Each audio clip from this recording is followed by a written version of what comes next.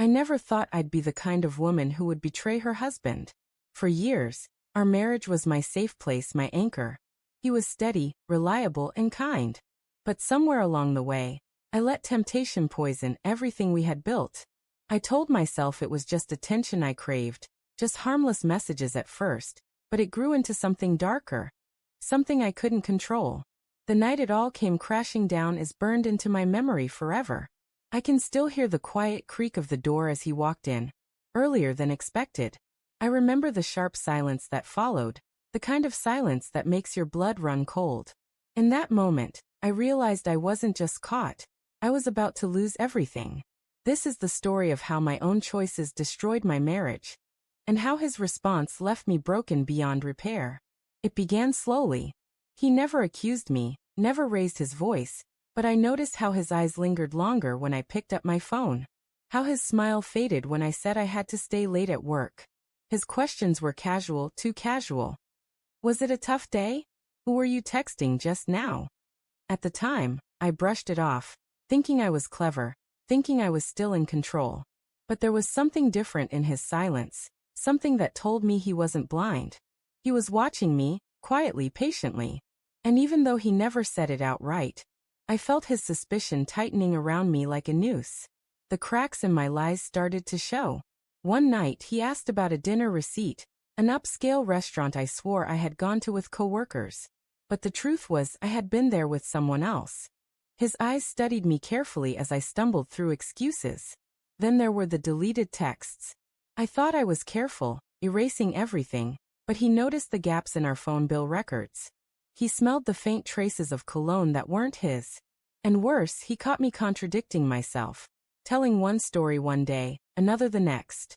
I thought I was weaving a clever cover, but to him, it was a web of lies unraveling thread by thread. Still, he didn't confront me. He just watched. And that silence was far more dangerous than any accusation. His patience turned into action. Quietly, without me noticing, he began collecting proof. He checked call logs, bank statements, even the times my car left and returned home. Sometimes, I'd catch him looking at me strangely, as if he already knew the ending to a story I hadn't finished telling. He followed me once, though I didn't know it at the time. Later, he admitted he sat in his car across the street, watching as I stepped into another man's arms. He didn't burst in. He didn't cause a scene. He simply waited, letting the truth carve its way into him. I see it now. How calculated his silence was. Every quiet nod, every calm glance. It was all him preparing for the moment he'd finally reveal what he knew. That moment came on a night I'll never forget.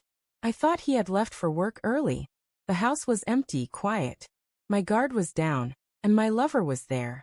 What I didn't know was that my husband had doubled back, slipping into the house as silently as a shadow.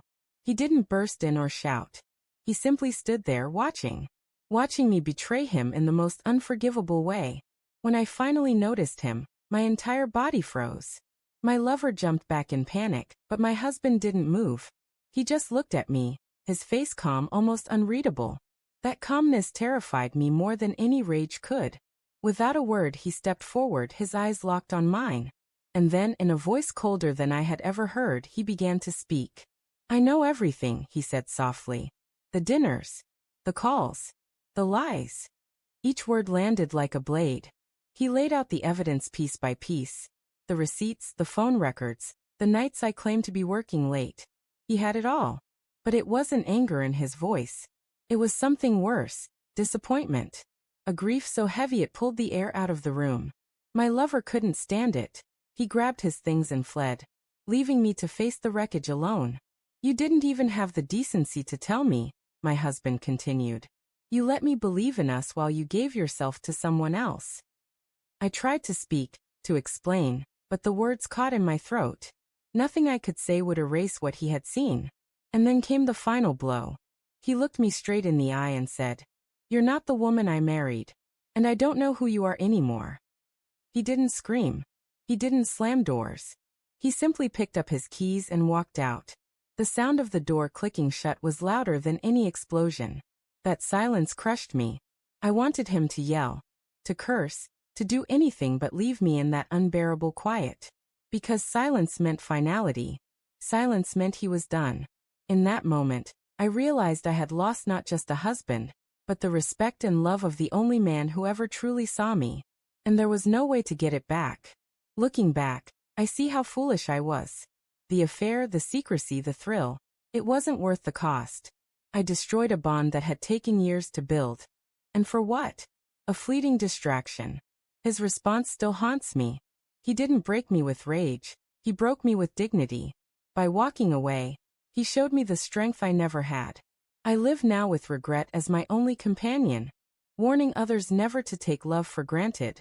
Because once trust is shattered, there's no mending it. And betrayal doesn't just end a marriage. It ends you too.